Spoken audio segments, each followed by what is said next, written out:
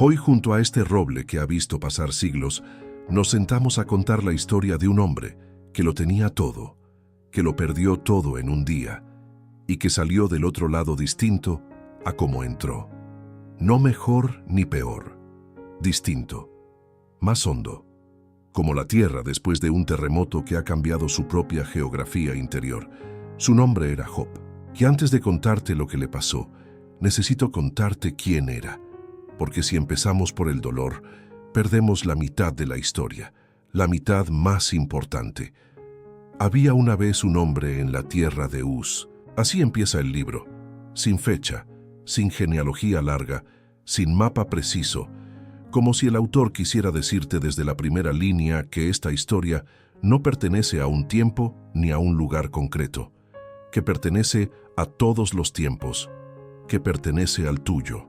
El hombre se llamaba Job, y el texto lo describe con 4 palabras que en el original hebreo suenan como un retrato completo: íntegro, recto, temeroso de Dios y apartado del mal. No es un santo de vitral con cara seria y manos juntas. Es un hombre de carne y hueso que ha construido una vida coherente, que dice lo que piensa y hace lo que dice, que cuando se levanta por la mañana y se mira al espejo, no tiene que apartar la mirada. Tenía 7 hijos y 3 hijas, tenía 7,000 ovejas y 3,000 camellos, tenía 500 yuntas de bueyes y 500 asnas, tenía una casa grande y una mesa llena. El texto dice que era el más grande de todos los orientales, no el más famoso, no el más poderoso, el más grande. Hay una diferencia. Y cada vez que sus hijos celebraban un banquete, y al parecer los hijos de Job sabían celebrar bien, él se levantaba de madrugada y ofrecía sacrificios por cada uno de ellos, por si acaso habían pecado, por si en medio de la fiesta habían dicho algo que no debían. Un padre que se levantaba antes del amanecer a interceder por sus hijos, no porque tuviera miedo de Dios, sino porque los amaba demasiado para descuidar nada. Ese era Job, un hombre que no había llegado a ese punto de su vida por accidente ni por suerte. Había construido algo, había elegido algo. Cada día, durante décadas, había tomado decisiones pequeñas que sumadas formaban un carácter, y ese carácter se llamaba integridad. Quiero que te detengas un momento aquí, antes de que llegue la tormenta. Iba a llegar y va a ser devastadora. Quiero que veas con claridad quién es el hombre que la va a atravesar. Porque hay algo que el libro de Job deja claro desde la primera página y que cambia todo lo que viene después. Job no sufrió por sus errores. Eso es lo primero que el texto establece, y lo establece sin rodeos. No hay pecado oculto, no hay deuda sin pagar, no hay karma acumulado que justifique lo que viene.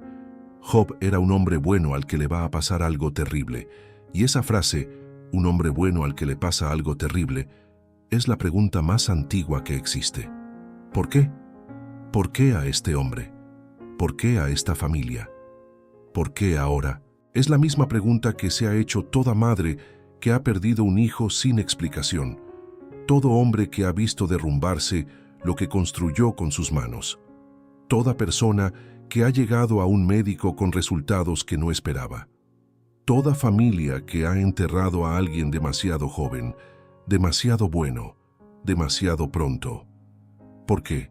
El libro de Job lleva 39 siglos intentando responder esa pregunta. Y lo que hace, lo que es único en toda la literatura sagrada del mundo, no es darte una respuesta fácil. Es sentarse contigo en la oscuridad y decirte, la pregunta es legítima, el dolor es real, y hay algo al otro lado que no se puede explicar, pero sí se puede encontrar. Pero antes de llegar a ese otro lado, hay que cruzar. Y el cruce de Job empieza con una escena que ocurre lejos de él. Una escena que él nunca conocerá. Una conversación a la que nunca fue invitado y cuyas consecuencias van a caer sobre su vida como una tormenta que no vio venir. Hay una reunión en el cielo. Los hijos de Dios se presentan ante él, y entre ellos llega el adversario, en hebreo a Satán, no el diablo con cuernos de los dibujos medievales. La figura del adversario en el libro de Job es más inquietante que eso. Es el que hace las preguntas incómodas, el que señala las contradicciones. El fiscal que dice, espera un momento, Vamos a verlo de cerca. Y Dios le pregunta, ¿has considerado a mi siervo Job?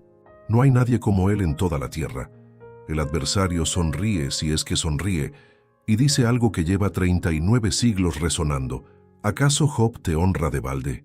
¿No has puesto tú una cerca alrededor de él, de su casa y de todo lo que tiene? Todo lo que toca prospera. Quítale lo que tiene y veremos qué queda. Y Dios acepta. Esa frase, Dios acepta, es la que más le ha costado a la humanidad durante 39 siglos. La que ha hecho abandonar la fe a algunos, la que ha profundizado la fe de otros, la que no tiene respuesta sencilla ni la va a tener hoy aquí. Pero es la frase con la que hay que quedarse porque es la frase honesta. El libro de Job no esconde la incomodidad. La planta en el centro de la primera página y dice, aquí está, ahora hablemos. Job no sabe nada de esto. Esa mañana se levantó como cualquier otra mañana.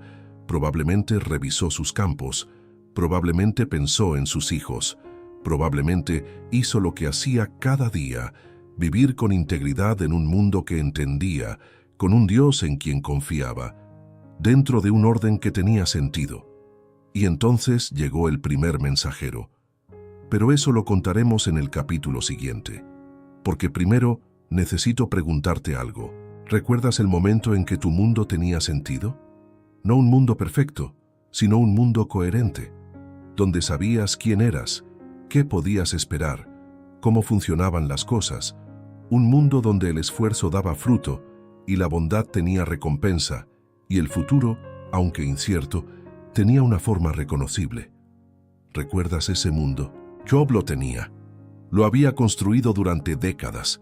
Lo había cuidado con sus manos y con sus decisiones y con sus madrugadas de oración, y estaba a punto de perderlo, no por sus errores, no por descuido, no por haber amado mal ni vivido torcido, sino porque a veces la vida real, la vida que no aparece en los carteles motivacionales ni en los sermones fáciles del domingo, a veces la vida rompe lo que más cuidas. Y la pregunta no es si eso va a ocurrir. La pregunta es, ¿qué vas a hacer cuando ocurra? Eso es lo que Job va a enseñarnos.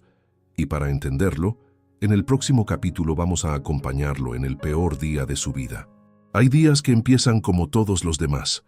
El sol sale por el mismo lado de siempre. El aire huele igual que ayer. Los animales hacen los mismos sonidos de la madrugada. Todo parece en orden. Todo parece normal. Y sin embargo, ese día va a partir tu vida en dos. Vas a recordarlo para siempre como el antes y el después, como la línea que divide el mapa de tu historia en dos territorios que ya no volverán a ser el mismo. Job no sabía que ese día había llegado. Nadie lo sabe nunca. Voy a contarte lo que ocurrió en el cielo antes de contarte lo que ocurrió en la tierra, porque el libro de Job hace algo extraordinario que ningún otro libro sagrado hace de la misma manera. Te lleva detrás del escenario, te muestra la conversación que Job nunca conoció, te da información que el protagonista de la historia jamás va a tener, y esa decisión literaria, esa elección de contarle al lector lo que el personaje ignora, no es accidental. Es el corazón de todo lo que el libro quiere decirte, porque vivir es exactamente eso. Vivir es ser Job, es estar en la tierra mientras conversaciones que no escuchas, fuerzas que no ves y decisiones que no tomaste van dando forma a lo que te ocurre. Nadie vive con acceso al guión completo. Nadie sabe por qué le tocó lo que le tocó en el momento exacto en que le tocó. Y el libro de Job, en lugar de fingir que hay una explicación sencilla para eso, te mira a los ojos y te dice, bienvenido a la condición humana. La escena ocurre en lo que el texto llama el consejo celestial. Los hijos de Dios, las criaturas celestiales, los seres que forman la corte divina, se presentan ante él, y entre ellos aparece una figura que en hebreo se llama Ha-Satán, el adversario, el que recorre la tierra de un lado a otro, el que observa, el que cuestiona. Es importante entender quién es esta figura antes de seguir. Ha-Satán en el libro de Job no es el diablo de los sermones de fuego y azufre, no es el enemigo eterno de Dios ni el padre de la mentira, ni el tentador de las almas. Es algo más incómodo que todo eso. Es el fiscal, el que hace las preguntas que nadie quiere hacer, el que señala con el dedo y dice, espera, vamos a comprobarlo, vamos a ver si lo que parece real de verdad lo es. Y la pregunta que hace es una pregunta que lleva 39 siglos clavada en el pecho de la humanidad. ¿Acaso Job te honra de balde? 5 palabras, una sola pregunta. Y dentro de esa pregunta, una acusación que va mucho más allá de Job. Va dirigida a todos nosotros. ¿Amas lo que amas porque lo amas de verdad o lo amas porque te conviene? ¿Tu fe es fe o es un trato comercial disfrazado de devoción? ¿Seguirías siendo quien eres si te quitaran todo lo que tienes? El adversario no está atacando a Job, está atacando la idea misma de la virtud desinteresada. Está diciendo, la bondad que no ha sido probada no es bondad, es comodidad. Y tiene un punto. Dios responde señalando a Job. ¿Has considerado a mi siervo Job? No hay nadie como él en toda la tierra, íntegro, recto, temeroso, apartado del mal. El adversario no niega nada de eso. No dice que Job sea un hipócrita ni un mentiroso. Dice algo más sofisticado. Claro que es todo eso. Y claro que le va bien. Míralo, tienes una cerca alrededor de él y de su casa y de todo lo que tiene. Sus negocios prosperan, sus hijos están sanos, su nombre es respetado. ¿Quién no sería íntegro con esa vida? Quítale lo que tiene y veremos qué queda. Hay algo en esta escena que incomoda profundamente a quien la lee por primera vez, y es que Dios acepta el desafío, no lo rechaza, no fulmina al adversario con un rayo de indignación divina. No dice, mi siervo Job está fuera de los límites, no lo toques. Dice, está en tu mano, pero no lo mates. Y así empieza todo. Necesito detenerme aquí un momento porque sé lo que estás pensando. ¿Cómo puede un Dios bueno permitir que esto ocurra? Es la pregunta más honesta que existe, y merece una respuesta honesta, no una respuesta que esquive la incomodidad. El libro de Job no responde esa pregunta directamente. Lo que hace es algo diferente, algo más valioso a largo plazo. Te acompaña dentro de la pregunta. Te dice, sí, esto ocurrió, sí, fue injusto, sí, Job no lo mereció, y aún así, hay algo al otro lado de esta oscuridad que no se puede ver desde aquí, pero que existe.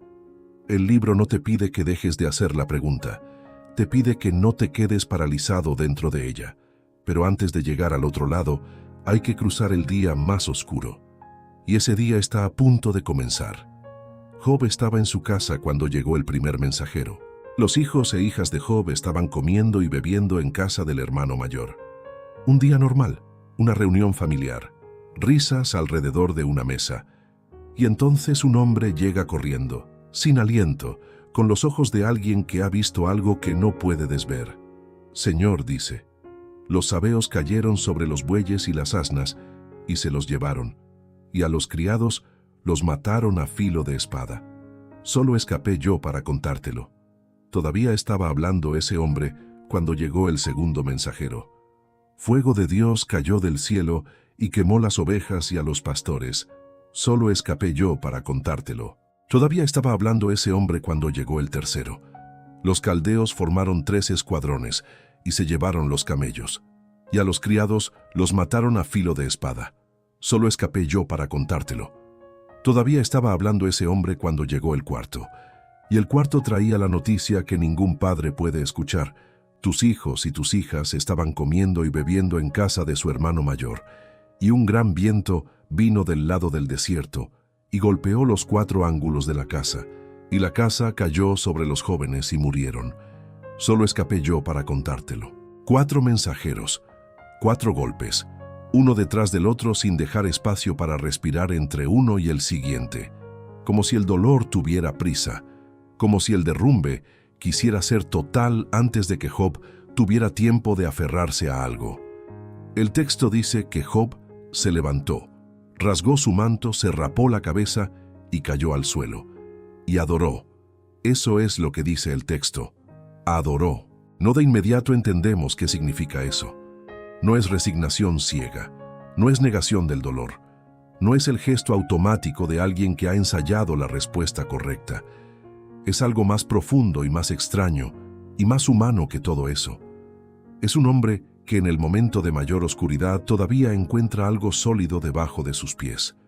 No una explicación, no un consuelo, solo algo sólido. Desnudo salí del vientre de mi madre, dijo, y desnudo volveré allá. El Señor dio y el Señor quitó. Sea el nombre del Señor bendito. El texto añade una línea que es quizás la más asombrosa de todo el primer capítulo. En todo esto, Job no pecó ni atribuyó a Dios despropósito alguno.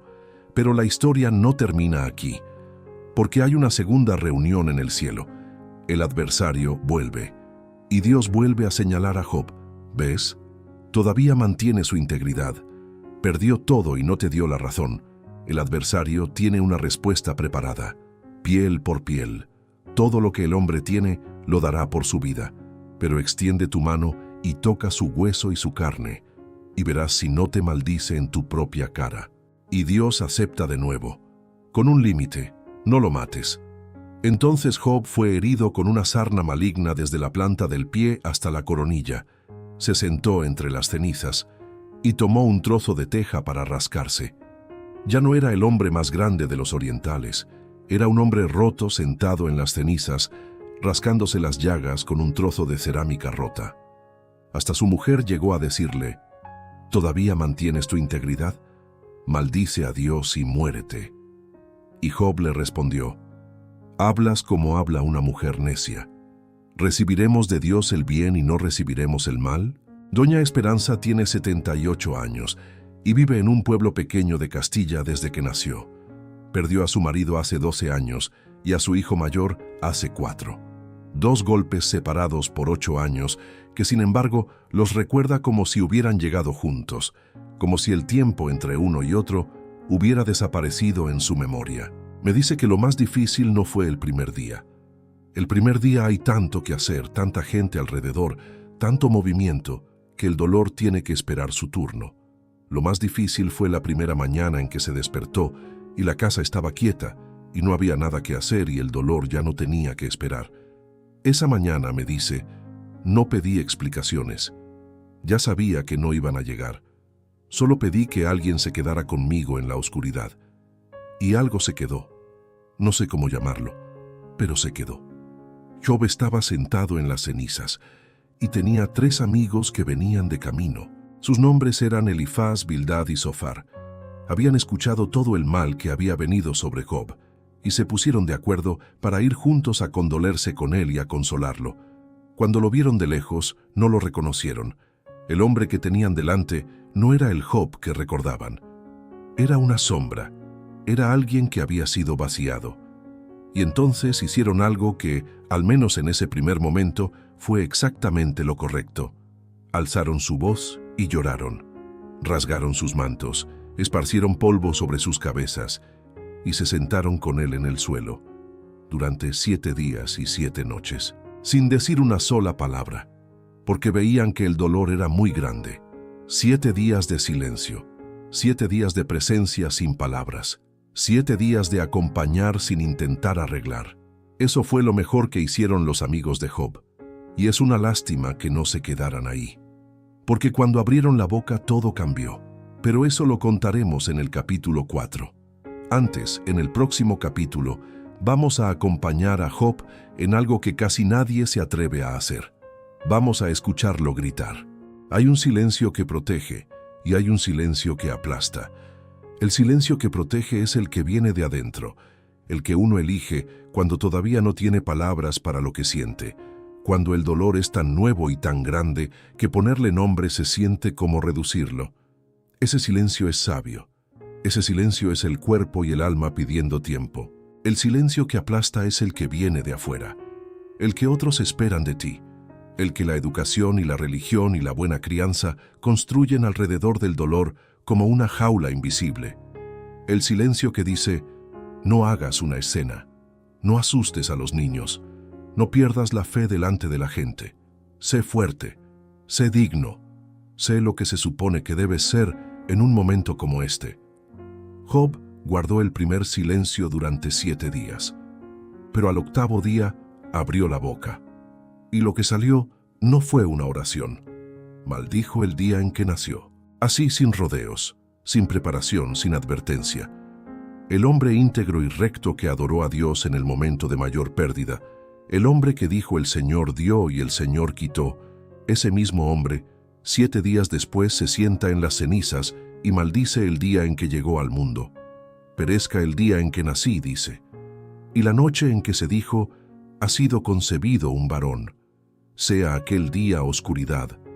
No lo recuerde Dios desde arriba. No resplandezca sobre él la luz. ¿Por qué no morí yo en la matriz? ¿Por qué no expiré al salir del vientre? Es uno de los textos más crudos de toda la Biblia. Y está ahí, en el canon sagrado, preservado durante 39 siglos, no censurado, no suavizado, no acompañado de una nota al margen que diga, esto no lo hagan en casa. Está ahí como está, con toda su oscuridad, con toda su desesperación, con toda su humanidad rota y sin anestesia. ¿Por qué? Porque el libro de Job sabe algo que los sermones del domingo a veces olvidan. El dolor real habla con el lenguaje del dolor real. Y el lenguaje del dolor real no es siempre bonito, ni ordenado, ni teológicamente correcto. A veces es un grito, a veces es una maldición. A veces es un hombre sentado en las cenizas que no quiere consuelo, sino simplemente ser escuchado sin que nadie le explique por qué debería sentirse diferente. Quiero hablarte de algo que conoces, aunque quizás nunca le hayas puesto nombre. Hay un tipo de dolor que no busca solución. No busca que le arreglen nada, ni que le expliquen nada, ni que le prometan que todo va a estar bien. Ese tipo de dolor tiene una sola necesidad: ser reconocido, ser visto. Que alguien se siente al lado y diga, sí, esto es real. Sí, tienes razón en que duele. Sí, lo que perdiste valía la pena de ser llorado. Cuando ese reconocimiento no llega, el dolor no desaparece. Se hunde, se va para adentro. Se convierte en algo más oscuro y más difícil de sacar después. Los psicólogos modernos lo llaman dolor no procesado. Los ancianos de los pueblos de toda la vida lo llamaban pena guardada. El libro de Job lo llama, sencillamente, lo que ocurre cuando un hombre honesto lleva demasiado tiempo callado. Job llevaba 7 días callado, y al 8º día dijo la verdad. Lo que sigue en el texto es un poema largo y oscuro, y extraordinariamente hermoso. Job habla de la oscuridad como si la conociera por dentro. Habla de la muerte no con miedo, sino con algo que suena casi a nostalgia, como si el no haber nacido fuera una forma de paz que ahora le parece preferible al dolor de estar vivo. ¿Por qué no fui como un aborto escondido, como los pequeñuelos que nunca vieron la luz? Allá los malos cesan de perturbar, y allá descansan los de agotadas fuerzas. Allá están los presos en reposo, no oyen la voz del capataz. El chico y el grande allá están, y el siervo libre de su señor. Hay una imagen en este poema que me detiene cada vez que la leo. Job describe el lugar de los muertos como un lugar donde el pequeño y el grande son iguales, donde el esclavo ya no escucha la voz del que lo manda, donde el cansado descansa por fin. No lo describe con terror, sino con una especie de alivio melancólico. Como alguien que lleva tanto tiempo cargando un peso que el simple hecho de imaginar un lugar donde ese peso ya no existe le produce algo parecido a la esperanza. No es que Job quiera morir, es que ya no sabe cómo seguir viviendo con tanto dolor encima. Hay una diferencia entre esas dos cosas, una diferencia importante, y el libro de Job la conoce. Doña Virtudes tiene 82 años y vivió 43 de ellos casada con un hombre al que, según me dice con una sonrisa tranquila, quiso de verdad, pero que no fue fácil. Cuando él murió, después de una enfermedad larga y dura, me cuenta que lo primero que sintió no fue tristeza, sino algo de lo que todavía le cuesta hablar: alivio. Alivio por él, que había sufrido mucho, y alivio por ella, que también había sufrido mucho cuidándolo. Y me dice que ese alivio la llenó de culpa durante meses, que sentía que no tenía derecho a sentir lo que sentía, que el dolor correcto, el dolor de verdad, no podía mezclarse con el alivio, que si había alivio, era porque algo en ella estaba roto, o era malo, o no había amado suficiente. Un día, me dice, una mujer mayor del pueblo le dijo algo que le cambió todo. Le dijo: «Hija, el corazón no siente en línea recta. El corazón siente en todas las direcciones a la vez, y a veces se contradicen, y eso no lo hace menos verdadero. Lo que sientes es lo que sientes. No le pongas nombre equivocado solo para que suene mejor». Doña Virtudes dice que esa frase la liberó más que 10 años de rezos con culpa. Job siente en todas las direcciones a la vez. Eso es lo que su poema muestra si lo lees sin miedo. No es solo desesperación, no es solo queja. Debajo de la maldición y del deseo de no haber nacido, hay algo que late con mucha fuerza y que se llama amor a la vida. Solo se maldice el día en que se nació, cuando la vida valía tanto que su pérdida es insoportable. Solo se llora con esa intensidad lo que se amó con esa intensidad. El dolor de Job no es el dolor de alguien que nunca tuvo nada. Es el dolor de alguien que tuvo todo y lo perdió. Y hay una diferencia enorme entre esas dos cosas. La profundidad del abismo se mide desde la altura de donde se cae. Job cayó desde muy alto y cayó solo, sin red, sin explicación, sin nadie que le dijera por qué. Hay una pregunta que Job hace en medio de su lamento, que es quizás la más humana de todas las que hace en este libro. ¿Por qué se da luz al que está en miseria y vida a los de ánimo amargado? ¿Por qué se da vida a quien no ve el camino, a quien Dios ha encerrado? Fíjate en lo que pregunta. No pregunta qué hice mal. No pregunta cómo lo arreglo. Pregunta por qué. ¿Por qué existe el dolor sin explicación? ¿Por qué hay personas a quienes la vida les da sufrimiento en lugar de luz? ¿Por qué hay un Dios que permite eso? Es la pregunta teológica más difícil que existe. Y Job la hace de pie, bueno, en su caso de rodillas en las cenizas, sin vergüenza, sin bajar la voz, sin pedir perdón por atreverse a hacerla. Eso es fe. No la fe que no pregunta porque tiene miedo de las respuestas. La fe que pregunta precisamente porque cree que hay alguien al otro lado que puede escuchar. Hay algo que el capítulo 3 del libro de Job enseña sobre el duelo que la psicología moderna tardó siglos en redescubrir. El dolor necesita expresarse para sanar, no para resolverse, no para explicarse, para expresarse. Hay una diferencia entre esas tres cosas que vale la pena entender. Resolver el dolor significa encontrar la causa y eliminarla. Eso a veces es posible y a veces no lo es. La muerte no se resuelve. La pérdida no se resuelve. Hay dolores que no tienen solución porque lo que se perdió no puede volver. Explicar el dolor significa encontrar el porqué, entender la razón, darle un lugar en el mapa de las cosas que tienen sentido. Eso también a veces es posible y a veces no. Hay dolores sin explicación. Hay pérdidas que no obedecen a ninguna lógica que podamos ver desde aquí. Expresar el dolor significa simplemente sacarlo afuera, nombrarlo, darle voz, permitir que exista en el mundo con toda su fealdad y su peso y su verdad, sin pretender que no está, sin pretender que ya pasó, sin pretender que uno está bien cuando no lo está. Job expresa su dolor en el capítulo 3, y ese acto de expresión, ese grito largo y oscuro y honesto, es el primer paso de un camino que todavía es muy largo, pero que ya ha comenzado. Quiero decirte algo directamente. Si en este momento hay algo que estás cargando solo porque no sabes cómo decirlo, o porque te han enseñado que la gente fuerte no se queja, o porque tienes miedo de que si empiezas a llorar no vas a poder parar, quiero que sepas que Job te entiende. Job, el hombre más íntegro de la tierra, el hombre que construyó toda una vida sobre la base de la honestidad y la rectitud, ese hombre en el momento más oscuro de su historia, no rezó una oración bonita. Gritó, maldijo, se permitió sentir lo que sentía sin pedirle permiso a nadie. Y el libro que cuenta su historia lo preservó tal cual durante 39 siglos, porque ese grito es sagrado también, porque la honestidad delante del dolor es una forma de dignidad que merece ser respetada, porque a veces lo más valiente que puede hacer un ser humano no es sonreír y decir que todo está bien, sino sentarse en las cenizas y decir la verdad. Los amigos de Job escucharon su lamento y entonces tomaron una decisión que iba a cambiar todo.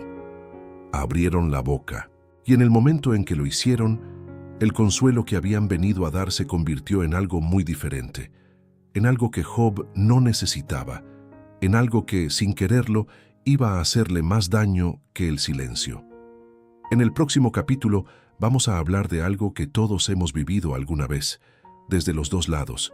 Vamos a hablar de los amigos que llegaron a consolar y terminaron acusando, y de la lección más antigua del mundo sobre cómo acompañar a alguien que está sufriendo. Hay una forma de hacer daño que no se parece al daño. No llega con mala intención. No llega con crueldad, ni con desprecio, ni con el deseo consciente de herir. Llega envuelta en preocupación genuina, en años de amistad, en la convicción sincera de que uno sabe lo que el otro necesita.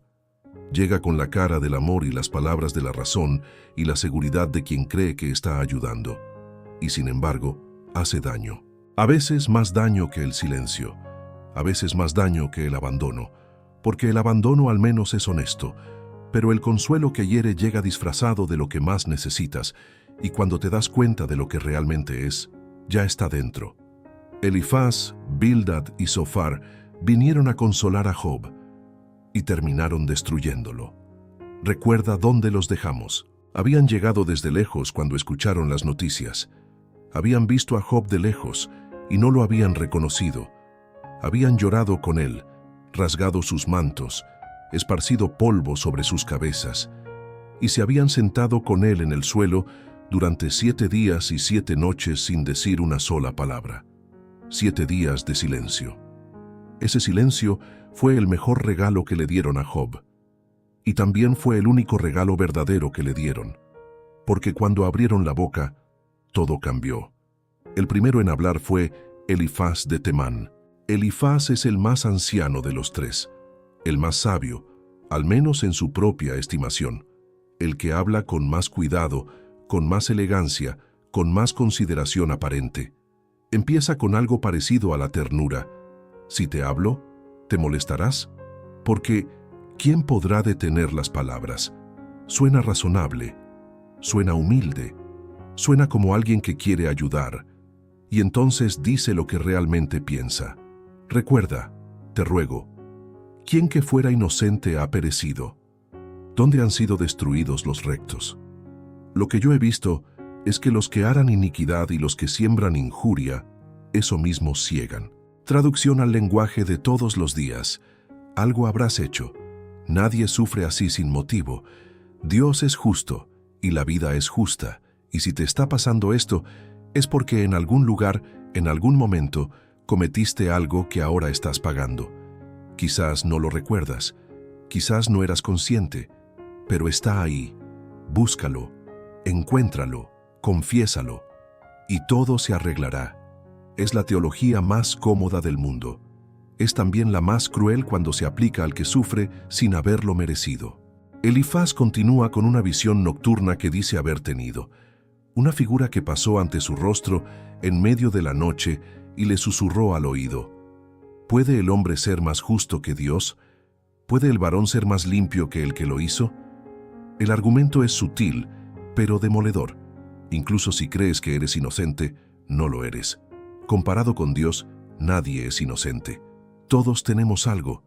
Todos cargamos con algo. El sufrimiento que recibes es siempre menor al que mereces. Humíllate, acepta, deja de quejarte. Suena profundo, suena piadoso, pero fíjate lo que hace. Le quita a Job la única cosa que le quedaba intacta después de haberlo perdido todo: su integridad, su honestidad ante sí mismo y ante Dios, su derecho a decir: yo no hice nada para merecer esto. Elifaz, con toda su sabiduría y toda su buena intención, llega a la casa en llamas y en lugar de traer agua, trae una explicación. Luego habla Bildad de Súa.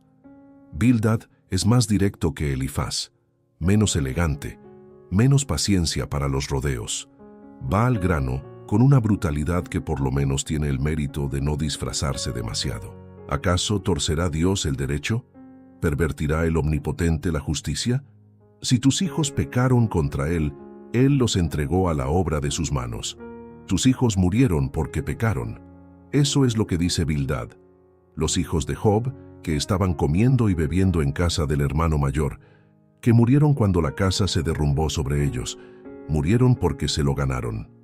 Es difícil leer esa frase sin sentir algo muy parecido a la indignación. Y sin embargo, Bildad la dice con total convicción, porque dentro de su sistema teológico tiene sentido perfecto. El mundo funciona así. Los buenos reciben bien y los malos reciben mal. Si recibiste mal, eras malo. La lógica es impecable. El problema es que la lógica es impecable y la vida no lo es. Luego habla Zofar de Naamat. Zofar es el más agresivo de los tres, el que tiene menos paciencia para la ambigüedad, el que ve la situación con la claridad brutal de quien nunca ha sufrido lo suficiente como para entender que las cosas sencillas no siempre son simples. ¿No será respondido el hombre de muchas palabras? ¿Será justificado el hombre que habla mucho? ¿Te irás de rositas con tus propias palabras y no habrá quien te avergüence? Porque tú dices, mi doctrina es pura, y yo soy limpio delante de tus ojos. Mas, oh, ¿quién diera que Dios hablara y abriera sus labios contigo y te declarara los secretos de la sabiduría? Zofar le dice a Job esencialmente, estás equivocado y encima te quejas. Dios conoce tu pecado aunque tú no quieras verlo. Si Dios hablara ahora mismo te diría cosas sobre ti mismo que no quieres escuchar. Así que deja de protestar y arrepiéntete de una vez. 3 amigos, 3 discursos, 3 variaciones del mismo argumento central. Tú tienes la culpa. Y lo extraordinario, lo que hace del libro de Job uno de los textos más honestos que existen, es que el libro no los presenta como villanos. Los presenta como lo que son. Personas bien intencionadas, sinceramente religiosas, genuinamente preocupadas por su amigo, que tienen una teología coherente y una lógica impecable y que sin embargo están completamente equivocadas. No porque sean malas personas, sino porque están aplicando una fórmula general a una situación particular. Están usando un mapa para un territorio que el mapa no recoge. Están consolando al Job que deberían ver según su sistema, en lugar de consolar al Job real que tienen delante. Don Leandro tiene 75 años y perdió a su mujer hace 3. Me cuenta que en los meses que siguieron al funeral recibió más visitas de las que había recibido en años. Vecinos, conocidos, personas de la iglesia, familiares lejanos que no habían aparecido en décadas. Todos venían con buena intención, todos querían ayudar, y casi todos, me dice con una calma que le ha costado años construir, decían alguna variación de lo mismo, que todo pasa por algo, que Dios sabe lo que hace, que ahora estaba mejor, que ya no sufría, que estaba en un lugar mejor, que él tenía que ser fuerte, que tenía que seguir adelante, que así era la vida. Me dice que llegó un momento en que dejó de abrir la puerta, no porque no quisiera ver a nadie, sino porque cada visita le costaba más energía de la que le daba, porque después de cada conversación se sentía más solo que antes de que llegaran, porque el consuelo que le traían no era para él, sino para ellos. Era la forma que tenían de poner orden en algo que les daba miedo, de meter el dolor de don Leandro en una caja con una etiqueta que lo hiciera manejable. Lo que necesitaba, me dice, no era una explicación, era que alguien se sentara con él y dijera, esto es horrible, no sé por qué pasó y no me voy a ir todavía, eso casi nadie se lo dijo. Aquí quiero detenerme y hablar contigo directamente, porque esto no es solo sobre Job y sus amigos, esto es sobre algo que todos hemos hecho alguna vez. Todos, sin excepción, hemos estado al lado de alguien que sufría y hemos dicho algo que sonaba bien, pero que no era lo que esa persona necesitaba. Hemos llenado el silencio con palabras porque el silencio nos incomodaba más que a ellos. Hemos explicado el dolor ajeno para no tener que simplemente sentarnos dentro de él. Lo hacemos porque el dolor nos da miedo, especialmente el dolor que no tiene explicación. El dolor sin causa visible nos recuerda que a nosotros también podría pasarnos.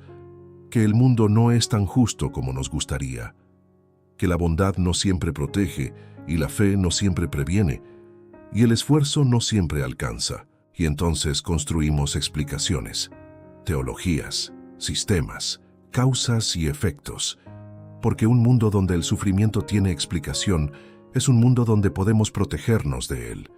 Si Job sufrió por algo que hizo, entonces yo no sufriré así mientras no haga lo mismo. Si la desgracia tiene lógica, tengo herramientas para evitarla. El libro de Job lleva 39 siglos diciendo que esa lógica es una ilusión y que la persona que sufre a tu lado no necesita que le expliques por qué. Necesita que te quedes. Antes de continuar, quiero pedirte algo. Si este episodio te está llegando, si la historia de Job o las palabras de don Leandro o de doña Virtudes han tocado algo que llevas cargando, comparte este video con alguien que también lo necesite.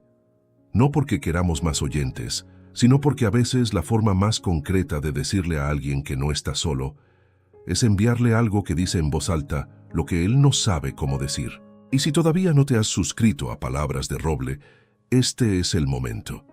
Cada semana nos sentamos bajo este árbol a contar historias que llevan siglos esperando ser escuchadas. Historias que hablan de lo que de verdad importa cuando todo lo demás se cae. Dale like si esto vale la pena. Compártelo si conoces a alguien que lo necesita. Y quédate, porque lo que viene todavía es más hondo. Job respondió a sus amigos, y su respuesta no fue amable. «Miserable consuelo sois todos vosotros», les dijo. «¿Hasta cuándo angustiaréis mi alma y me moleréis con palabras? Ya van 10 veces que me afrentáis. ¿No os avergonzáis de injuriarme?» Miserable consuelo. 2 palabras que en el original hebreo suenan como una palmada. Menahame amal, consoladores de miseria. La imagen es la de alguien que llega a una herida abierta y en lugar de limpiarla, la frota con sal, no con mala intención, con la convicción sincera de que la sal cura. Pero el resultado es el mismo. Job está agotado, no solo del dolor, del esfuerzo de defender su propia inocencia ante personas que lo conocen desde hace años y que sin embargo no le creen. Hay un cansancio particular en eso.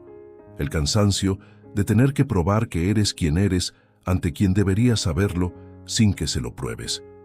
El cansancio de ser malinterpretado por los que más te quieren. Pero en medio de ese agotamiento, en medio de esa defensa interminable, Job dice algo que es uno de los momentos más luminosos de todo el libro. Yo sé que mi Redentor vive, en medio de las cenizas, con las llagas abiertas, rodeado de amigos que lo acusan, sin explicación, sin respuesta, sin saber cuándo va a terminar todo esto. Job dice, yo sé que mi Redentor vive. No lo sé porque todo va bien. No lo sé porque me han dado una señal. No lo sé porque la vida tenga sentido en este momento. Lo sé a pesar de todo lo que estoy viviendo. Lo sé desde el fondo del pozo. Lo sé con la misma certeza con que sé que esto duele. Eso no es resignación. Eso no es negación. Eso es algo para lo que el idioma cotidiano apenas tiene palabra. Una especie de ancla invisible que no resuelve el dolor, pero impide que el dolor te arrastre del todo. Una certeza que no se construye en los momentos buenos, sino que se descubre en los momentos en que todo lo demás se ha caído. Los amigos de Job siguieron hablando. Siguieron durante muchos capítulos, turnándose, elaborando sus argumentos, refinando sus acusaciones. Y Job siguió respondiendo, defendiéndose, reclamando, exigiendo ser escuchado. Pero en el próximo capítulo vamos a ver algo que cambia completamente la dirección de todo. Job deja de hablarle a sus amigos y empieza a hablarle directamente a Dios. No con oración educada, no con súplica sumisa, con la voz de alguien que lleva demasiado tiempo esperando una respuesta y ha decidido que ya no está dispuesto a seguir esperando en silencio. Es el momento más valiente del libro, y es el momento en que la historia da un giro que nadie esperaba. Hay una diferencia entre rezar y hablar. Rezar, en el sentido en que muchos lo aprendimos, tiene una forma, tiene una postura, tiene un tono determinado y y unas palabras aceptables y una actitud que se llama reverencia y que en la práctica a veces significa: no digas lo que realmente piensas, porque hay cosas que no se dicen delante de Dios. Hablar es otra cosa.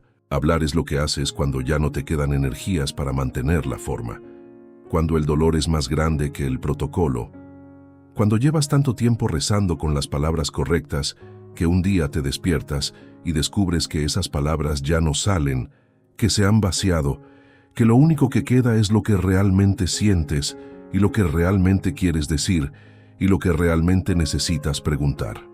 Job llegó a ese punto, y cuando llegó, hizo algo que los teólogos han debatido durante siglos y que las personas que han sufrido de verdad entienden de inmediato. Le habló a Dios de frente, sin rodeos, sin reverencia calculada, sin pedir permiso para hacer las preguntas que tenía. Y eso en el libro de Job no es irreverencia, es fe. Antes de entrar en lo que Job dice, necesito contarte algo sobre el contexto en que lo dice. Job lleva semanas, quizás meses en este estado. Las llagas siguen abiertas, sus amigos siguen hablando. El debate teológico se ha extendido en círculos cada vez más agotadores, con Elifaz repitiendo sus argumentos con más ornamentos, con Bildad haciéndose más áspero, con Zofar más impaciente, y Job respondiéndoles a todos, capítulo tras capítulo, con una energía que solo puede venir de alguien que siente que su verdad está siendo aplastada y que no puede permitir que eso ocurra. Pero llega un momento en que Job se cansa de hablarles a ellos, porque ellos no pueden darle lo que necesita. Sus amigos pueden debatir, pueden argumentar, pueden refinar sus posiciones y elaborar sus teologías y citar tradiciones y visiones nocturnas, pero no pueden responder la pregunta real. La pregunta real no es si Job pecó o no pecó. La pregunta real es ¿por qué? Y la respuesta a por qué no la tiene ningún ser humano en ninguna sala de debate. La respuesta, si existe, solo puede venir de un lugar. Y Job decide ir directamente a ese lugar. Lo que sigue en el libro es una serie de discursos de Job dirigidos no a sus amigos, sino a Dios. Y el tono de esos discursos es algo que todavía sorprende a quien los lee por primera vez, porque no suena a lo que esperamos de una oración. Suena a un juicio. Job se presenta ante Dios como un acusado que exige el derecho a hablar con su acusador, que exige una audiencia, que exige que alguien le explique de qué se le acusa y por qué. Hay en sus palabras una dignidad que no se ha doblado a pesar de todo lo que ha pasado. Una convicción de que tiene derecho a ser escuchado que ninguna cantidad de ceniza y llaga ha logrado apagar. ¿Quién me diera que pudiese yo conocer a Dios?, dice, que pudiera llegar a su silla. Yo ordenaría mi causa delante de él y llenaría mi boca de argumentos. Yo sabría lo que me respondería y entendería lo que me dijera. No está pidiendo misericordia, está pidiendo una audiencia. No está implorando perdón, está exigiendo una explicación. No está suplicando que el dolor pare, está exigiendo que alguien le mire a los ojos y le diga la verdad. Y entonces, Job hace algo todavía más inesperado. Empieza a formular sus cargos contra Dios. No los cargos de un ateo que ha perdido la fe. Los cargos de alguien que todavía cree, que cree profundamente, que cree precisamente por eso, porque solo se exige cuentas a quien se reconoce como real y como poderoso y como responsable. ¿Por qué escondes tu rostro y me tienes por tu enemigo?, le pregunta. ¿A una hoja que es llevada por el viento contenderás tú? ¿Y a una paja seca perseguirás tú? Porque escribes contra mí amarguras y me haces cargo de los pecados de mi juventud. Hay una imagen en esa última frase que me parece extraordinaria. Job habla de un libro de cargos, un registro de sus pecados, como si Dios llevara una contabilidad detallada de cada error, de cada pensamiento torcido, de cada momento de debilidad de toda una vida, y estuviera cobrando ahora con intereses acumulados. Es una imagen de Dios como juez implacable, como acreedor que nunca olvida una deuda. Y Job dice, si ese es el Dios que tienes, no quiero ese Dios. No lo dice con esas palabras exactas, pero eso es lo que dice. Luego Job hace algo que toca un nervio diferente. Habla de la soledad de sufrir sin que Dios parezca estar mirando. Clamo a ti y no me oyes. Me presento y no me atiendes. Te has vuelto cruel para mí. Con el poder de tu mano me persigues. Me alzas en el viento, me haces cabalgar en él, y luego me deshaces con la tormenta. Me alzas en el viento, y luego me deshaces con la tormenta. Esa frase lleva 39 siglos, describiendo algo que las personas que han sufrido de verdad reconocen de inmediato.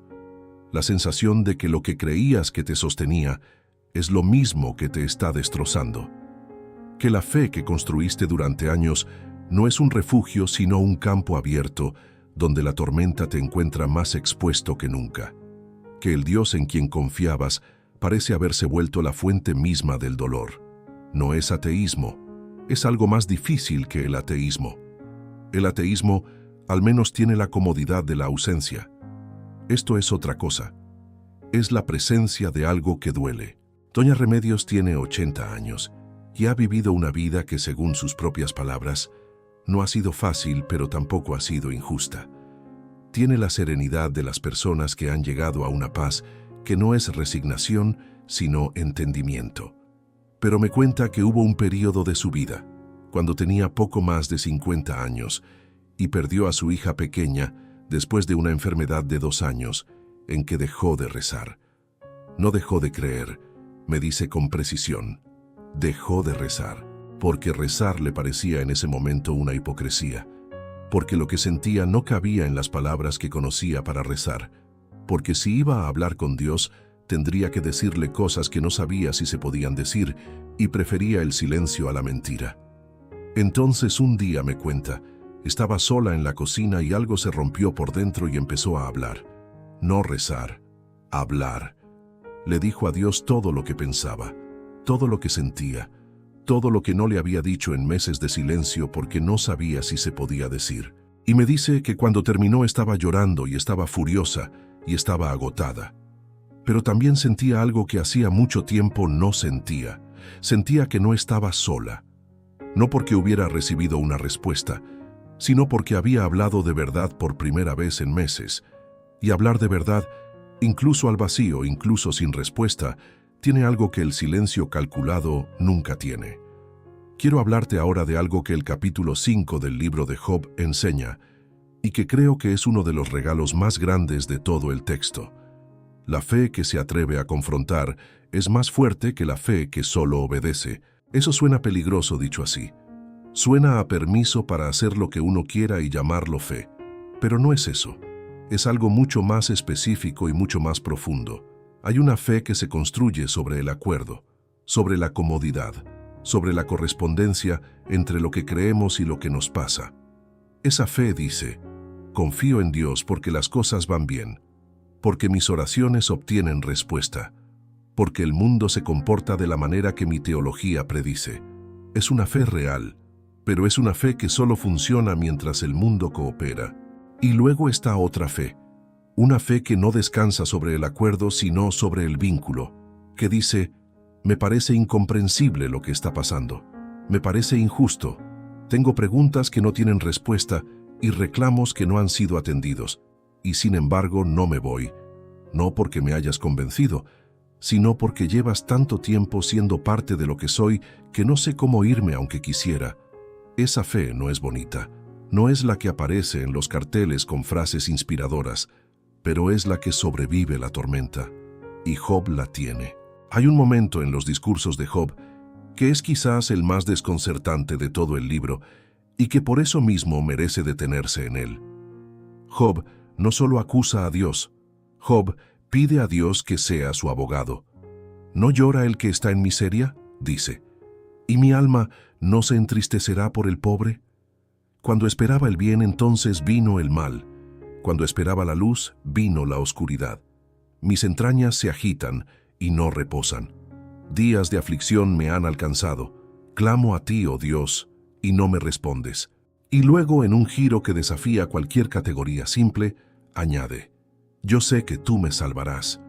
Yo sé que tú eres mi testigo en el cielo, acusador y salvador al mismo tiempo, juez y abogado defensor en la misma figura. Job sostiene esa contradicción sin resolverla porque no puede resolverla, porque la realidad que está viviendo no le permite elegir entre las dos. El Dios que parece haberlo abandonado y el Dios en quien todavía confía son el mismo Dios. Y Job no va a fingir que eso tiene una explicación fácil. Esa capacidad de vivir dentro de la contradicción sin necesitar resolverla de inmediato es quizás la forma más madura de fe que existe. Los amigos de Job siguieron intentando convencerlo, pero algo había cambiado en la dinámica. Job ya no estaba debatiendo con ellos desde la misma posición de antes. Había cruzado un umbral invisible.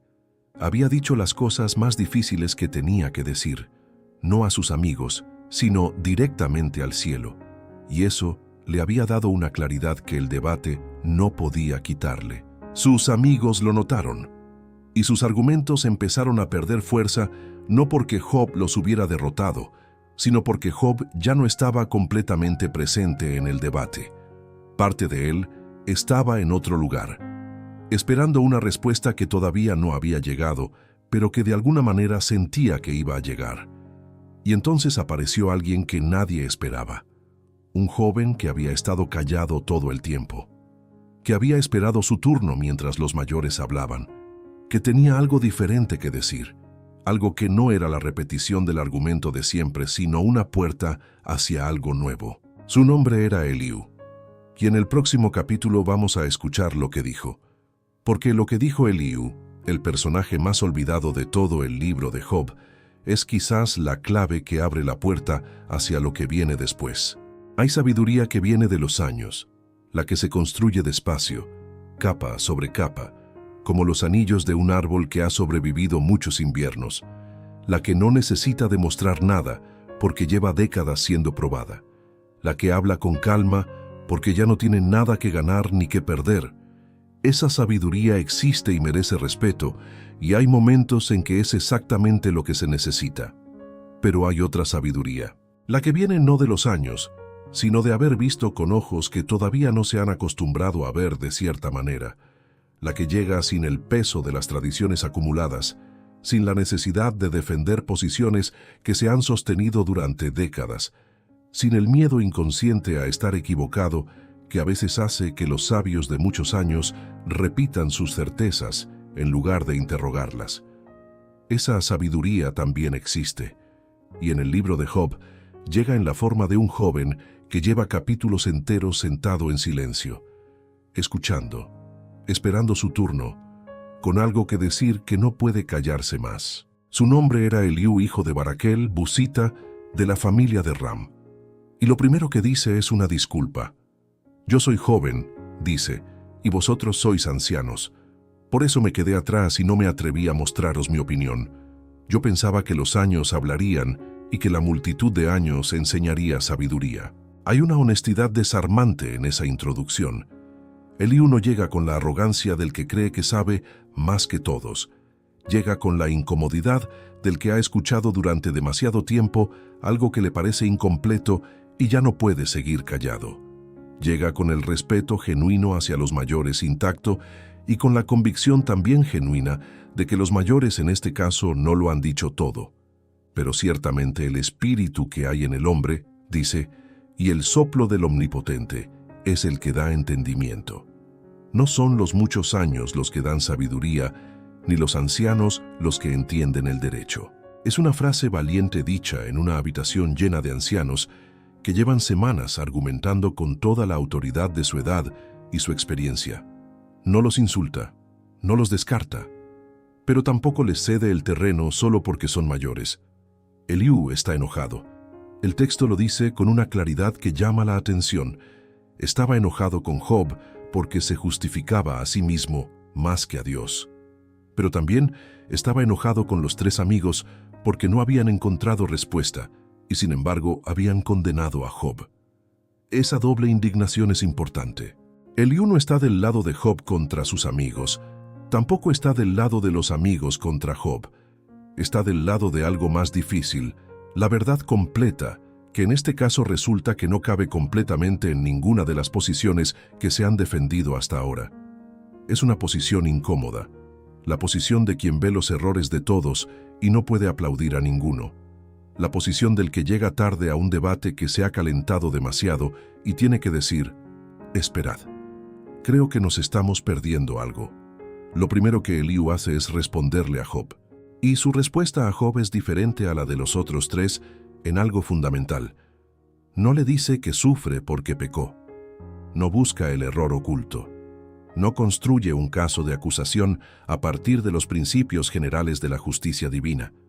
Lo que le dice es algo más sutil y más difícil de escuchar. Le dice, estás tan concentrado en tu propia inocencia que has perdido de vista algo importante. Tus palabras las he escuchado atentamente, dice Eliú a Job, y he prestado oído a tu entendimiento mientras disputabas con Dios. Pero en esto no tienes razón. Dios es mayor que el hombre. ¿Por qué contiendes contra él? ¿Por qué dices que él no responde a ninguna de tus palabras? Fíjate en el matiz. Eliú no dice que Job esté mintiendo. No dice que sus sufrimientos no sean reales ni que su inocencia sea falsa. Dice que Job ha cometido un error de perspectiva. Ha reducido el problema al tamaño de lo que puede ver desde donde está. Ha puesto su sufrimiento en el centro del universo y ha exigido que el universo entero se explique en términos de ese sufrimiento. Y el universo, dice Eliú con toda la delicadeza que puede, es más grande que eso. Pero aquí viene lo que hace a Eliú diferente de todos los demás. Porque hasta ahora todos los argumentos, los de los amigos y los de Job, han girado alrededor de una sola pregunta. ¿Por qué sufre Job? ¿Qué causa tiene este sufrimiento? ¿Quién tiene razón en el debate sobre la justicia divina? Eliú cambia la pregunta. No pregunta por qué, sino para qué. Dios habla de una manera y de otra, dice, pero el hombre no lo entiende. En sueños, en visiones nocturnas, cuando el sueño cae sobre los hombres, cuando se adormecen sobre el lecho, entonces abre el oído de los hombres y les señala su consejo, para apartar al hombre de su obra y alejar del varón la soberbia. Detiene su alma del sepulcro y su vida de que perezca por la espada. Y si no en sueños, continúa. Entonces en el dolor. También es reprendido con dolor sobre su cama, con lucha continua en sus huesos. Y su vida aborrece el pan y su alma la comida deseable. Su carne se consume a la vista y sus huesos que no se veían se descubren. El sufrimiento, dice Eliú, no es solo castigo. A veces es voz. A veces es el único canal por el que algo importante puede llegar a un lugar que de otra manera permanecería cerrado. Necesito detenerme aquí porque esto requiere cuidado. Lo que Eliú está diciendo puede malinterpretarse fácilmente. Puede leerse como, el sufrimiento es bueno porque te enseña algo. Y esa lectura es peligrosa. Es la lectura que lleva a decirle a alguien que acaba de perder a un hijo, esto te va a hacer más fuerte. O a quien acaba de recibir un diagnóstico terrible, Dios te está enseñando algo. Eso no es lo que Eliú dice. Lo que Eliú dice es más específico y más honesto. Dice, hay momentos en que el sufrimiento, sin ser querido, ni buscado, ni merecido, sin tener una causa moral que lo justifique, abre en nosotros algo que de otra manera permanecería cerrado. No porque el dolor sea bueno en sí mismo, sino porque el ser humano tiene una capacidad notable para vivir en la superficie de sí mismo mientras todo va bien, y solo bajar a las profundidades cuando no tiene otra opción. No es una glorificación del dolor. Es una observación sobre lo que el dolor a veces hace. Don Mauricio tiene 79 años y fue médico durante 42. Me dice que en toda su carrera vio morir a muchas personas y que en ese proceso aprendió algo que ningún libro de medicina le había enseñado. Aprendió que hay personas que en el último tramo de su vida, cuando ya no hay nada que hacer médicamente y el cuerpo se está despidiendo, se vuelven más ellas mismas que nunca, como si la cercanía de la muerte quemara todo lo accesorio y dejara solo lo esencial. Personas que habían vivido décadas sin decir lo que pensaban y de repente lo decían. Personas que habían guardado rencores y los soltaban. Personas que habían vivido con una máscara tan ajustada que ellas mismas la habían confundido con su cara y que en los últimos días dejaban caer esa máscara y mostraban algo que era más verdadero y más hermoso. No me hagas decir que la enfermedad es buena, me dice don Mauricio con la precisión de quien ha dedicado su vida a combatirla, pero sí te digo que a veces llega a lugares a los que de otra manera no se habría llegado, y que lo que encuentra ahí vale la pena. Eliú continúa su discurso con una imagen que es una de las más poderosas de todo el libro. Habla de un ángel intercesor, de una figura que se pone entre el hombre que sufre y la muerte, que dice: «Líbralo de descender al sepulcro, que he hallado redención». Entonces su carne se hace más tierna que la de un niño y vuelve a los días de su juventud.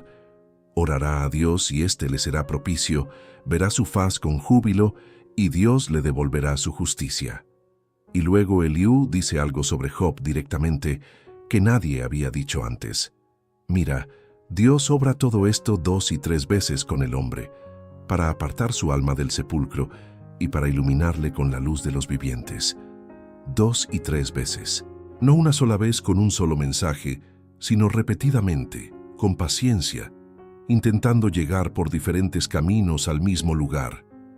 Hay en esa imagen un Dios que no se rinde, que no dice: «Ya te lo dije una vez y no escuchaste, problema tuyo», sino que sigue intentando, que busca nuevas formas de llegar a donde necesita llegar. Pero Eliú no termina ahí, porque además de responderle a Job, también le responde a los 3 amigos, y lo que les dice a ellos es igualmente importante. Los 3 amigos habían construido toda su argumentación sobre la certeza de que entendían cómo funcionaba Dios. Tenían un sistema, una teología, un mapa completo de la justicia divina con todas las rutas marcadas y todos los atajos identificados. Sabían con precisión qué tipo de persona sufría y por qué, y qué tenía que hacer para que el sufrimiento terminara. Eliú dice: «Ese mapa no existe». «¿Quién le ha dado a él primero para que le sea recompensado?», pregunta sobre Dios. «Todo lo que hay debajo del cielo es suyo. Ciertamente Dios no escuchará la vanidad. El Omnipotente no la mirará. Cuanto menos cuando dices que no le ves. La causa está delante de él, y tú le aguardas». Hay una humildad epistemológica en esas palabras que los 3 amigos de Job nunca tuvieron. Eliú dice: «Hay límites a lo que podemos saber. Hay preguntas que no tienen respuesta dentro del territorio que podemos ver. Y la sabiduría no consiste en fingir que el mapa es más grande de lo que es, sino en reconocer honestamente dónde terminan los bordes». Los discursos de Eliú tienen 4 capítulos en el libro, 4 capítulos que la mayoría de los lectores saltan porque están ansiosos por llegar a la parte donde Dios habla. Y es una lástima, porque Eliú dice cosas que Dios no va a repetir, cosas que son necesarias para preparar el terreno de lo que viene. Eliú prepara a Job para el encuentro que se acerca. No lo prepara dándole respuestas, lo prepara ensanchando el espacio de las preguntas. Lo prepara diciéndole: «Lo que estás pidiendo, una audiencia con Dios, una explicación directa, un cara a cara que resuelva todo, es posible, pero cuando llegue, no va a parecerse a lo que esperas. Y para poder recibirlo como es en lugar de como lo imaginas, necesitas soltar algo primero. Necesitas soltar la certeza de que tienes todo el contexto». Doña Felisa tiene 73 años y me dice que la cosa más liberadora que le ha pasado en la vida fue el día en que aceptó que no iba a entender todo. No como resignación, me dice con cuidado, sino como alivio. Porque durante muchos años había vivido con la tensión de intentar que todo tuviera sentido y de angustiarse cuando no lo tenía. Y el día en que dijo: «Hay cosas que no voy a entender, y eso está bien», sintió que se quitaba un peso de encima que no sabía que llevaba. «No dejé de hacerme preguntas», me dice, «pero dejé de necesitar que tuvieran respuesta para poder seguir viviendo». Esa diferencia, me dice, lo cambió todo. Cuando Eliú terminó de hablar hubo un silencio. No el silencio incómodo de quien no sabe qué decir, el silencio de quien ha dicho todo lo que tenía que decir y ahora espera que las palabras hagan su trabajo. Job no respondió a Eliú. Es la única figura en todo el libro a quien Job no responde. A Elifaz le respondió, a Bildad le respondió, a Zofar le respondió, a Eliú nada. Y ese silencio de Job después de los discursos de Eliú es quizás la señal más clara de que algo había cambiado, de que algo había llegado a un lugar que las palabras de los otros tres nunca habían alcanzado. Y entonces ocurrió algo que nadie en esa sala esperaba. Empezó a soplar el viento. No un viento cualquiera. El texto lo llama torbellino. Una tormenta que llegó desde el horizonte y que traía algo dentro, una presencia, una voz. La voz que Job había estado esperando durante todo este tiempo. La voz que iba a responder sus preguntas de una manera que nadie, ni Job, ni sus amigos, ni Eliú, ni ninguno de los lectores que han llegado hasta aquí, podía haber anticipado.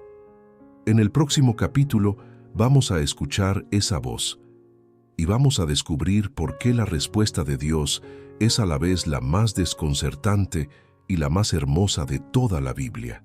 Hay momentos en que la vida te da lo que pediste y descubres que lo que pediste no era lo que necesitabas, no porque estuvieras equivocado al pedirlo, no porque tu petición fuera ilegítima o tu dolor fuera exagerado o tus preguntas fueran improcedentes, sino porque lo que necesitabas era algo que no sabías nombrar todavía, algo que estaba detrás de las preguntas, debajo de las preguntas, en el lugar al que las preguntas apuntaban sin saber exactamente a dónde apuntaban. Job pidió una audiencia y la consiguió, pero cuando llegó no se parecía a nada de lo que había imaginado. El torbellino llegó sin anuncio. En el libro de Job no hay transición suave entre el último discurso de Eliú y la aparición de Dios. No hay una frase que diga, y entonces, después de un momento de calma, Dios se manifestó. El texto pasa de las últimas palabras de Eliú al torbellino con una brusquedad que en sí misma es parte del mensaje. Como si la irrupción de Dios en la escena no pudiera encajar en ninguna narrativa ordenada. Como si su llegada rompiera el ritmo del texto, igual que rompe el ritmo de todo lo demás. Y desde el torbellino, Dios habló. Las primeras palabras que dice son una pregunta. ¿Quién es ese que oscurece el consejo con palabras sin sabiduría? No es una pregunta amable. No es la apertura suave de alguien que llega a consolar. Es una pregunta que pone a Job en su lugar antes de que empiece cualquier conversación. No en el sentido de humillarlo, sino en el sentido de reencuadrarlo, de decirle, antes de que continuemos, quiero que sepas desde dónde estás hablando y desde dónde estoy hablando yo. Y luego, sin esperar respuesta, Dios empieza a hablar. Y lo que dice durante 4 capítulos es una de las piezas de literatura más extraordinarias que existen en cualquier idioma. Ciñe ahora como varón tus lomos, dice Dios. Yo te preguntaré y tú me responderás. Es una inversión completa de lo que Job había pedido. Job quería ser él quien preguntara y Dios quien respondiera. Job quería la audiencia donde él presentaba su caso y Dios explicaba su comportamiento.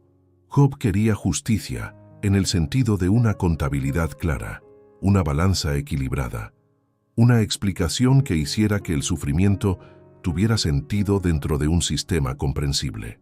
Dios llega y da vuelta a la mesa. ¿Dónde estabas tú cuando yo fundaba la tierra? Decláralo si tienes inteligencia. ¿Quién ordenó sus medidas si lo sabes? ¿O quién extendió sobre ella el cordel? ¿Sobre qué están fundadas sus bases? ¿O quién puso su piedra angular cuando alababan todas las estrellas del alba y se regocijaban todos los hijos de Dios? Fundada la tierra, las estrellas del alba, los hijos de Dios celebrando. Job no estaba ahí. Y Dios continúa. ¿Quién encerró con puertas el mar cuando se derramaba saliendo de la matriz? Cuando puse yo nubes por vestidura suya y por su faja la oscuridad. Y establecí sobre él mi decreto, y le puse puertas y cerrojo, y dije, hasta aquí llegarás y no pasarás más adelante, y ahí parará el orgullo de tus olas. Has mandado tú a la mañana en tus días, has mostrado al alba su lugar para que ocupe los fines de la tierra, y sean sacudidos de ella los impíos. Has entrado tú en las fuentes del mar, y has andado escudriñando el abismo. Te han sido descubiertas las puertas de la muerte. Has visto las puertas de la sombra de muerte.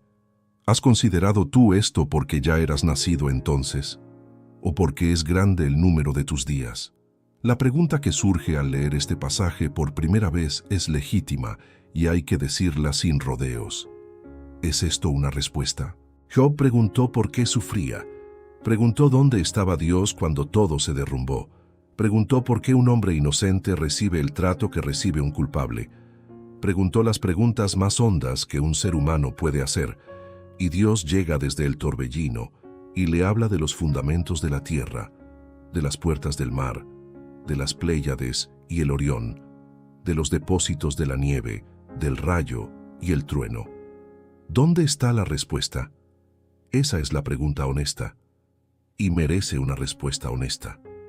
La respuesta es que Dios no responde las preguntas de Job, no directamente, no en los términos en que fueron formuladas, no con la contabilidad clara que Job pedía.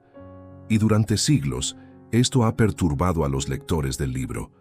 Ha habido quien lo lee como una evasión divina, como el poderoso que cuando no puede responder cambia el tema y aplasta al otro con su grandeza.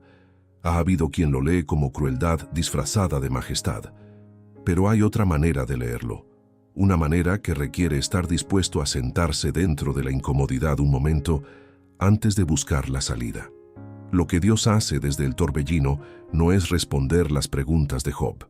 Lo que hace es cambiar el tamaño de la pantalla. Imagina que llevas meses mirando una sola ventana, una ventana que da a un patio oscuro donde ha ocurrido algo terrible.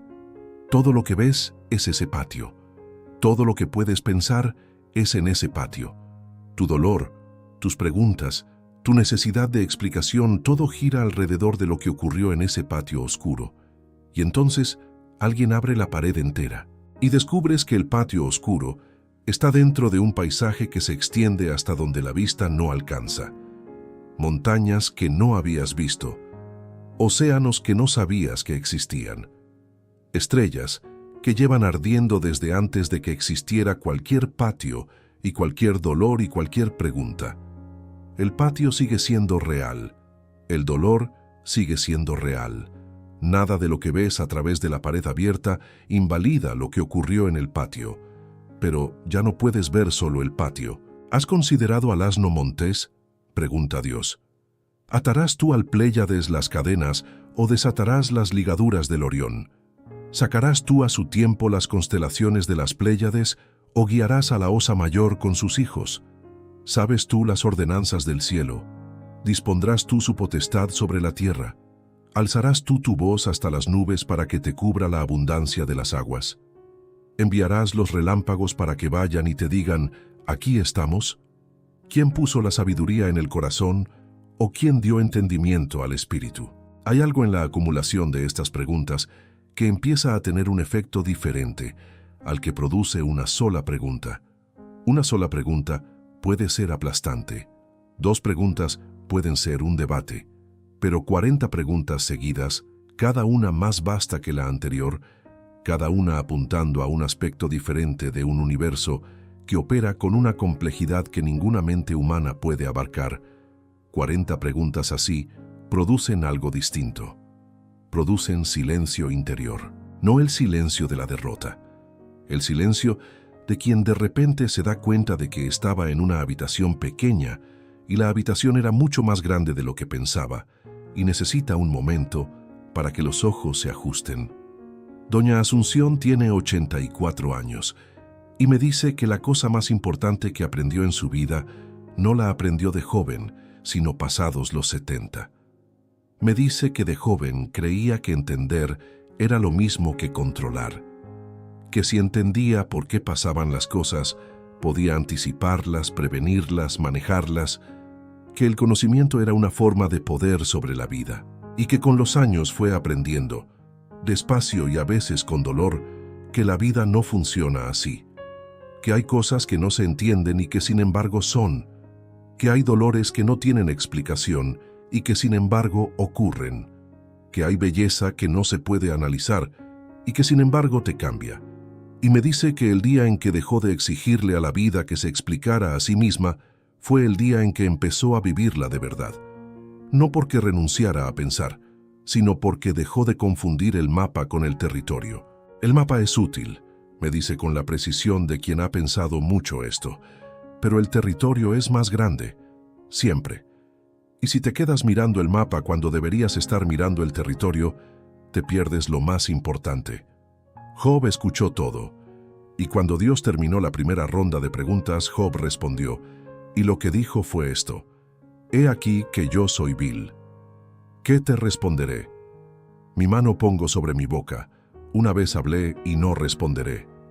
Aún 2 veces más no añadiré. Mucho se ha debatido sobre estas palabras. Algunos las leen como humillación, como el aplastamiento de Job bajo el peso de la grandeza divina, como si Dios hubiera ganado el debate por superioridad de fuerza y Job simplemente capitulara. Pero fíjate en lo que dice con precisión. No dice, tenías razón y yo estaba equivocado. No dice, mis preguntas eran improcedentes y me arrepiento de haberlas formulado. No dice, ahora entiendo todo. Dice, mi mano pongo sobre mi boca. Una vez hablé y no responderé. Es el gesto de alguien que ha visto algo que ha cambiado la naturaleza de la conversación. No porque la conversación estuviera mal, sino porque lo que ha visto ha hecho que las palabras sean insuficientes para lo que ahora quiere decir. Entonces, Dios habló por segunda vez desde el torbellino. Ciñe ahora como varón tus lomos, repite. Yo te preguntaré, y tú me responderás. Y en esta segunda ronda el tono cambia ligeramente. Dios le habla a Job de 2 criaturas enormes. Behemoth, el gran animal de tierra, con huesos como bronce, lomos como barras de hierro, que come hierba como buey, pero cuya fuerza está en sus lomos y su poder en los músculos de su vientre. Y Leviatán, la criatura del mar, rodeada de terror, cuyo aliento enciende carbones y de cuya boca salen llamas. ¿Puedes tú pescar al Leviatán con anzuelo?, pregunta Dios. ¿Puedes doblar su cerviz o agujerear su quijada con garfio? ¿Harás de él tu siervo para siempre? ¿Lo tratarás como a ave o lo atarás para tus niñas? La imagen es casi cómica en su contraste. Job, sentado en las cenizas con sus llagas, y Dios preguntándole si puede pescar al Leviatán con anzuelo. Pero debajo del contraste hay algo serio. Hay criaturas en este mundo, dice Dios, que están completamente fuera de tu control, que no obedecen tu voluntad, ni responden a tu lógica, ni se someten a tu necesidad de que el mundo funcione de cierta manera. El Leviatán no existe para ti, existe, y su existencia no te debe ninguna explicación. El mundo es más ancho que tu comprensión de él, y entonces ocurre el momento más importante de todo el libro. No es una explicación, no es una justificación, no es la revelación del plan detrás del sufrimiento, ni la contabilidad final que muestra que todo tenía sentido. Es un encuentro. Job responde desde ese encuentro con palabras que son las más significativas que ha dicho en todo el libro, más significativas que su maldición del día en que nació, más significativas que su defensa de su propia inocencia, más significativas incluso que su declaración de que su Redentor vive.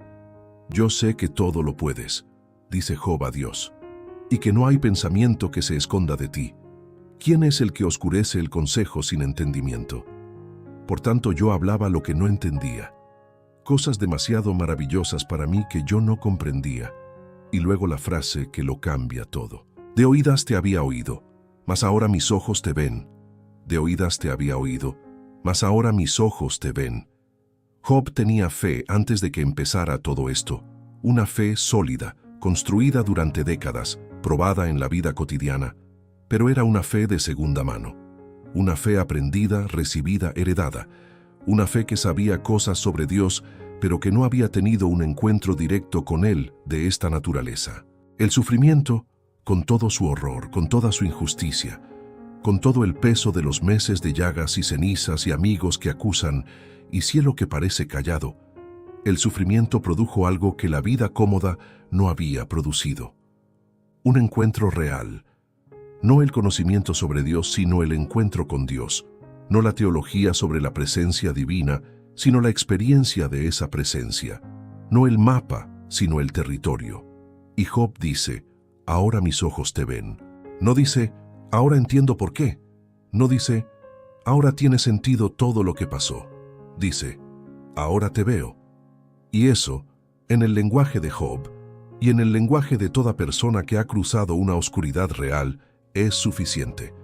No para explicar el dolor, sino para sobrevivirlo sin que te destruya. Pero la historia no termina aquí.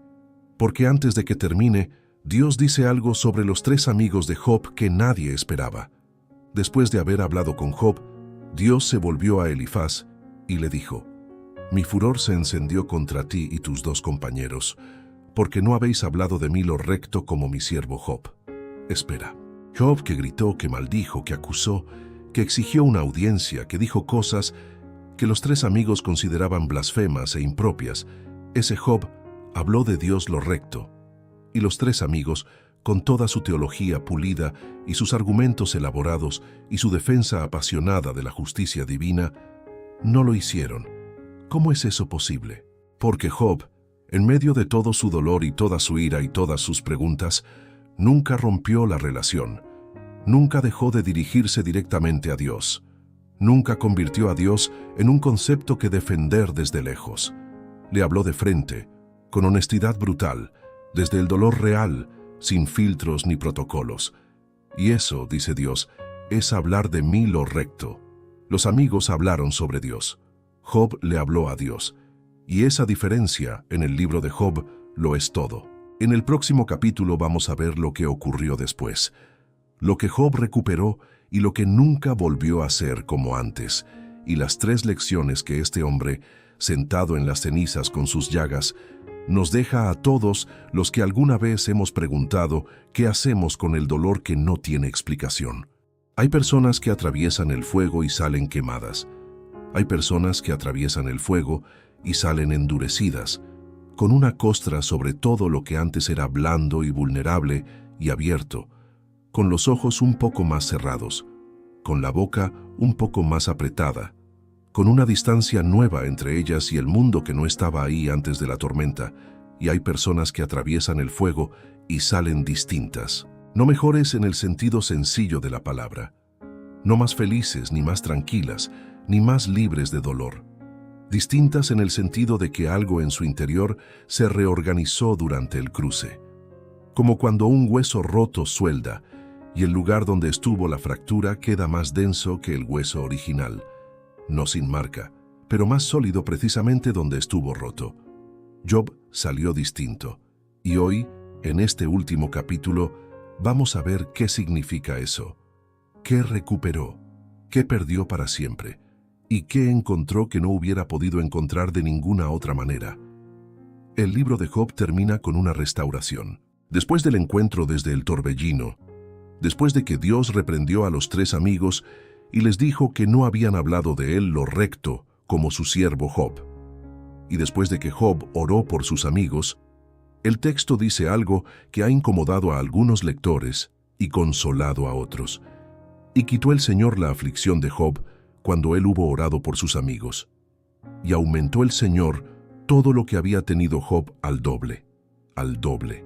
14,000 ovejas donde antes había 7,000, 6,000 camellos donde antes había 3,000, 1,000 yuntas de bueyes donde antes había 500, 1,000 asnas donde antes había 500, 7 hijos y 3 hijas, los mismos números que tenía al principio. Y el texto añade algo sobre las hijas de Job, que es inusual para un texto de esa época y que merece ser notado.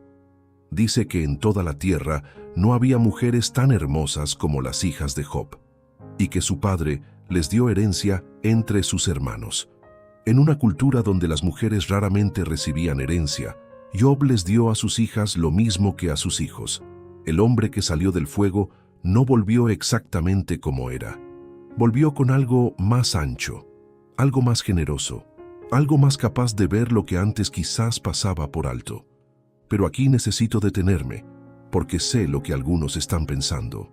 Todo bien porque al final recuperó todo. ¿El sufrimiento justificado porque llegó la compensación? ¿Los hijos muertos reemplazados por hijos nuevos como si fueran ganado? Es una objeción legítima y honesta. Y el libro de Job no la ignora, aunque tampoco la resuelve completamente. Los primeros hijos de Job no vuelven. Los que murieron cuando la casa se derrumbó sobre ellos mientras comían y bebían con su hermano mayor, esos no vuelven. Los 7 hijos y las 3 hijas nuevos no son los mismos. No se puede reemplazar a una persona con otra persona del mismo modo que se reemplazan las ovejas. Y creo que Job lo sabe. Creo que el Job que salió del torbellino, el que dijo de oídas te había oído, mas ahora mis ojos te ven, ese Job ya no vive en un mundo donde las pérdidas se compensan con ganancias equivalentes. Ya no vive en la teología sencilla donde el bien recibe bien y el mal recibe mal y todo cuadra al final. Lo que recibió al final no fue una explicación, fue una continuación. La vida siguió, con nuevas ovejas y nuevos hijos y nueva prosperidad, y con la memoria de todo lo que se había perdido, las dos cosas a la vez, sin que una cancelara a la otra. Doña Piedad tiene 81 años y enviudó a los 63. Me dice que después de la muerte de su marido, tardó casi 2 años en volver a sentir algo parecido a la alegría. No porque no quisiera, sino porque sentía que alegrarse era una traición, que si volvía a reír estaba borrando algo. Un día, me dice, estaba en el jardín y vio florecer un rosal que había plantado su marido años antes, y sintió las dos cosas a la vez, la tristeza de que él no estuviera ahí para verlo y la alegría genuina de ver las flores. Las dos completamente reales, las dos completamente honestas. Y me dice que en ese momento entendió algo que nadie le había podido explicar con palabras, que seguir viviendo no es traicionar a los que se fueron, que la alegría nueva no borra la tristeza vieja, que el corazón es más grande de lo que pensamos y tiene espacio para las dos cosas sin que ninguna deshonre a la otra. Ese día, me dice, empecé a vivir de nuevo, no sin él, con él dentro, y la vida afuera, y las dos cosas juntas. Antes de las 3 lecciones de Job, quiero leer contigo una última vez esa frase. De oídas te había oído, mas ahora mis ojos te ven. Hay toda una vida dentro de esas 2 frases, toda una transformación, toda la distancia que existe entre saber algo y conocerlo, entre tener información sobre algo y haberlo encontrado. Job tenía fe antes de la tormenta. Una fe real, construida durante décadas, expresada en sacrificios madrugadores por sus hijos, en integridad cotidiana, en una vida coherente. Nadie puede quitarle eso, pero era una fe que no había sido probada en la oscuridad completa, una fe que funcionaba mientras el mundo cooperaba, una fe que sabía quién era Dios según las tradiciones y las enseñanzas y los patrones que el mundo visible confirmaba. Y entonces llegó la oscuridad. Y en la oscuridad, Job descubrió que la fe que tenía no era suficiente para lo que estaba viviendo, que el mapa que había heredado no cubría el territorio en que se encontraba. Y en lugar de fingir que sí lo cubría, en lugar de adoptar las posiciones cómodas de sus amigos y decir, algo habré hecho, voy a buscar el error y a pedirle perdón a Dios, y todo volverá a la normalidad, Job hizo algo más difícil y más valioso. Se quedó en la oscuridad con su pregunta intacta, hasta que llegó la respuesta que no era respuesta sino encuentro. Y ese encuentro le dio algo que ninguna vida cómoda le hubiera podido dar. Aquí están las 3 lecciones de Job. La primera lección es esta: el dolor honesto es más sagrado que la fe tranquila. Job gritó. Job maldijo el día en que nació. Job le exigió una audiencia a Dios y le presentó sus cargos sin suavizar nada. Y al final del libro, Dios dijo de él que había hablado lo recto. Mientras que los 3 amigos, que habían defendido a Dios con toda su teología ordenada y sus argumentos elaborados, habían hablado lo que no era recto. ¿Qué significa eso para ti? Significa que si en este momento hay algo que llevas callado porque no sabes si se puede decir delante de Dios, si hay una pregunta que has enterrado porque te parece demasiado atrevida, o demasiado oscura, o demasiado honesta para una persona de fe, quiero que sepas que Job ya la dijo, y que Dios no se escandalizó, y que al final le dijo a Job que había hablado bien. La fe que se atreve a decir la verdad es más sólida que la fe que guarda las formas. No porque Dios necesite que le gritemos, sino porque nosotros necesitamos no vivir en la mentira de pretender que todo está bien cuando no lo está. La honestidad delante del dolor no es falta de fe. Es la forma más profunda que existe de confiar en que hay alguien al otro lado que puede escuchar lo que realmente tienes que decir. La segunda lección es esta. Hay preguntas que no tienen respuesta, pero sí tienen encuentro. Job nunca supo por qué. Nunca. El libro termina sin que nadie le cuente la conversación del Consejo Celestial, sin que nadie le explique la apuesta entre Dios y el adversario, sin que nadie le diga, mira, fue por esto, ahora tiene sentido. Job no recibió explicación, recibió presencia.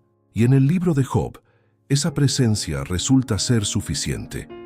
No para que el dolor desaparezca retroactivamente, no para que los hijos muertos no hayan muerto, ni las llagas no hayan dolido, sino para que Job pueda seguir siendo Job, para que pueda levantarse de las cenizas con algo intacto que el dolor no pudo destruir.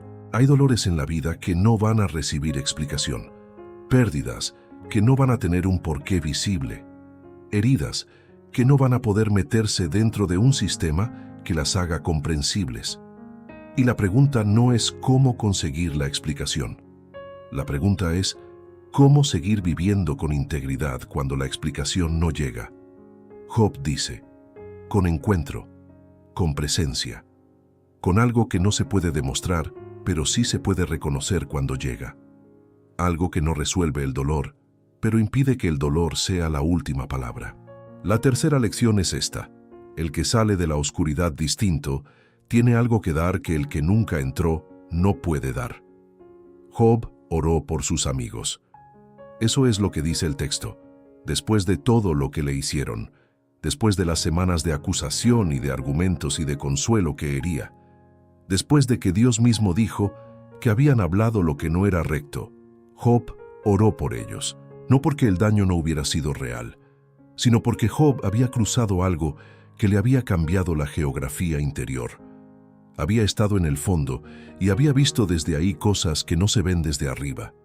Había aprendido desde adentro y no desde los libros, lo que significa no tener respuestas. Y esa experiencia le había dado algo que sus amigos, con toda su teología, no tenían. Capacidad de ver al otro desde dentro de su limitación en lugar de desde arriba de su certeza. Los que han sufrido de verdad y han salido sin amargura, tienen algo que los que no han sufrido no pueden dar de la misma manera, una presencia particular, una manera de escuchar que no busca arreglar, sino acompañar. Una voz que cuando dice no estás solo, tiene un peso diferente porque viene de alguien que estuvo solo y sabe lo que eso significa. Job fue al final intercesores de los mismos que lo habían herido. Eso no es debilidad. Eso es lo más hondo que puede ser un ser humano.